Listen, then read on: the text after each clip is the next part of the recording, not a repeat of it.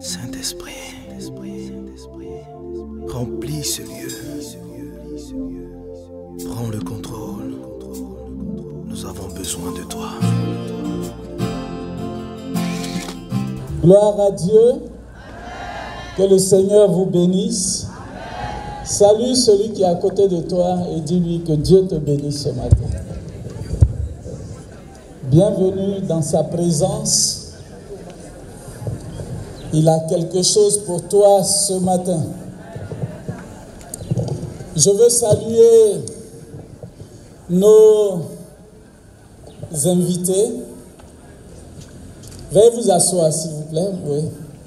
Je veux saluer tous les membres du bureau national. Saluer les présidents de district et tous nos fidèles d'Abidjan 1, Abidjan 2, Abidjan 3, Abidjan 4 et la côtière. Est-ce qu'on peut les acclamer?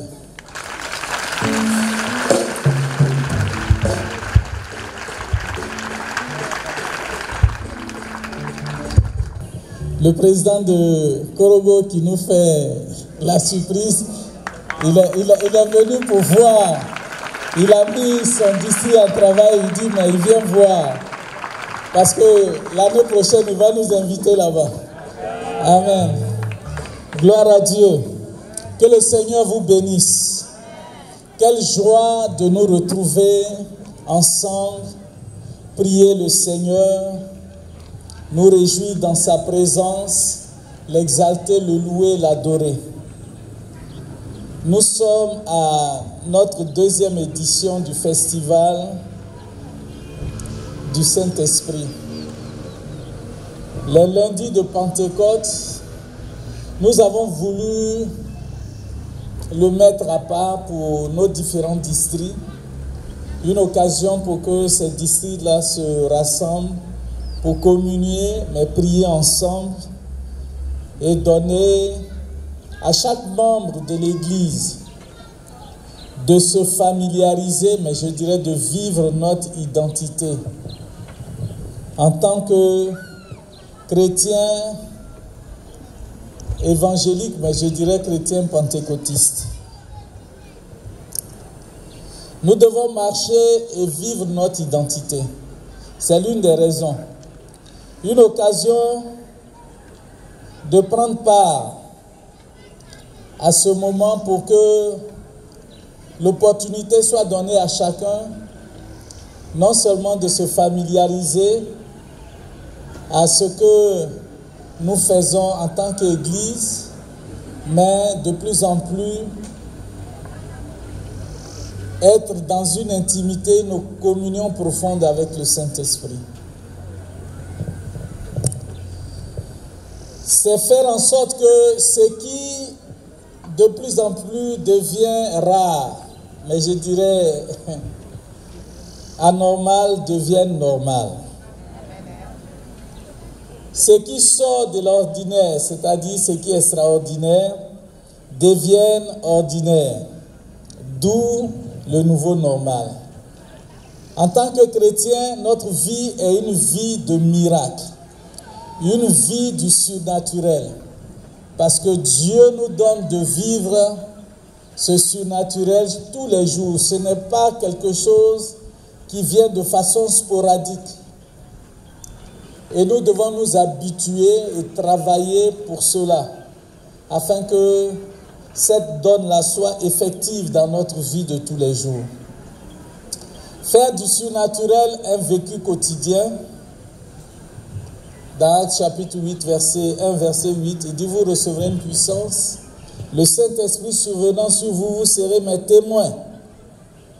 Le Saint-Esprit sur nous, pas pour que nous puissions réchauffer nos bancs d'église, mais que nous soyons des témoins, des hommes avec des preuves partout où ils vont, qui soient des canaux dont Dieu veut se servir, mais va se servir pour résoudre, mais apporter la solution à des gens qui viendront nous rencontrer.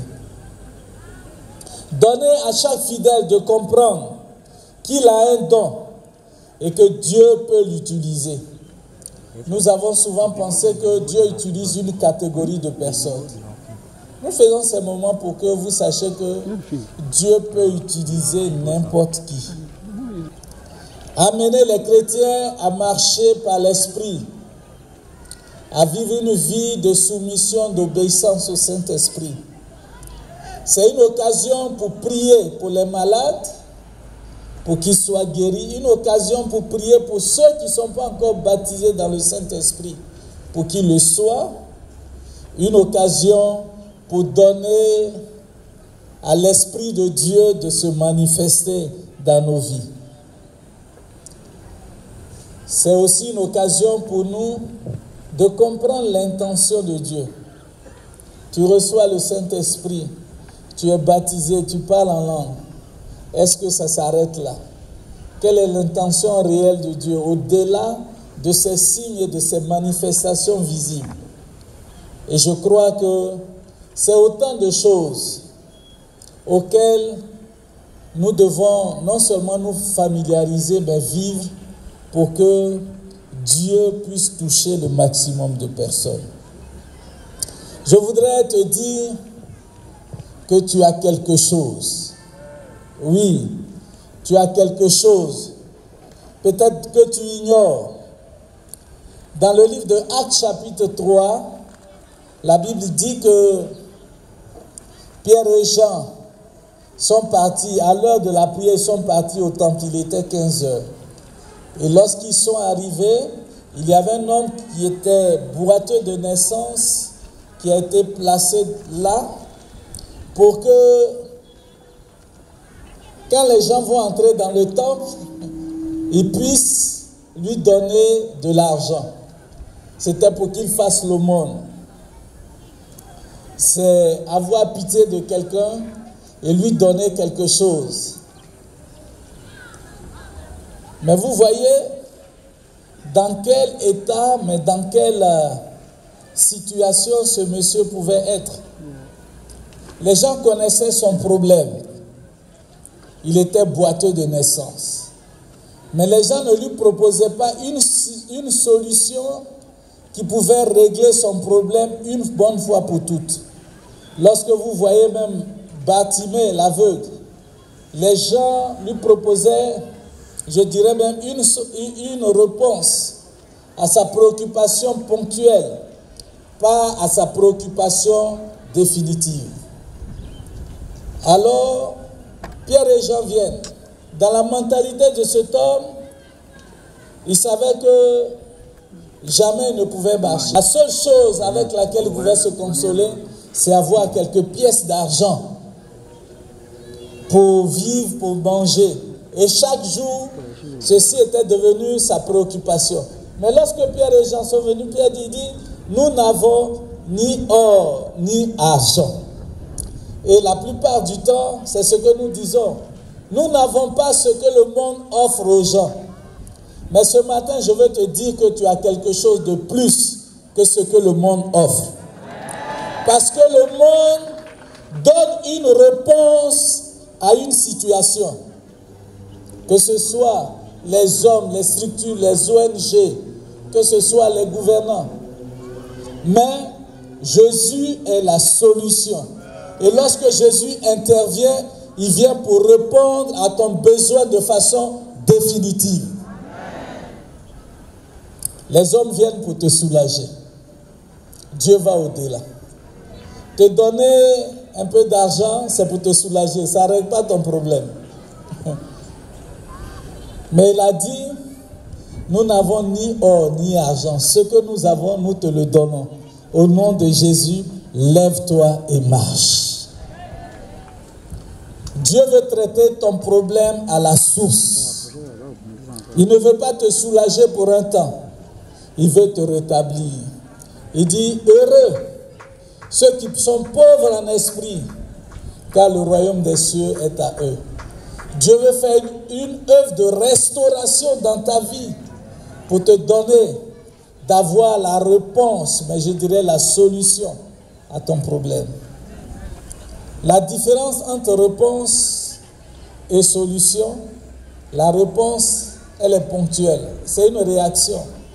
La solution, elle est définitive. Jésus est venu pour régler notre problème. Ce qui fait qu'on est malade. Ce qui fait qu'on a problème avec Dieu. Et je pense que ces instants que nous allons passer ici vont concourir à cela, contribuer à cela.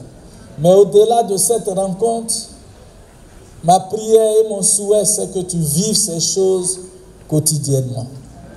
Et au-delà, que Dieu se serve de toi pour être un instrument, pour impacter des vies, afin que les gens fassent du surnaturel un vécu quotidien. Je veux rendre gloire à Dieu. Parce que à cette journée, nous aurons, comme je l'ai dit, des temps de communion, de partage. On va manger, mais la nourriture va venir après. Parce que la Bible dit, l'homme ne vivra pas de pain seulement, mais de toute parole qui sort de la bouche de Dieu. Et la parole qui va venir va être une parole qui va provoquer un déclic dans ta vie.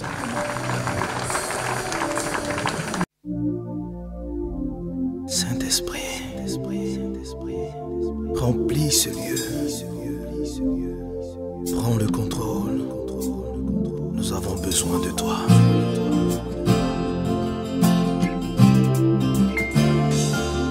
Tu es là sur cette terre comme consolateur pour conduire nos vies dans toute la vérité.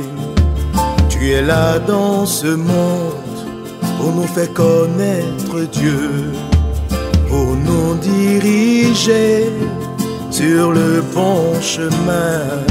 Nous avons besoin de toi pour marcher dans le vrai.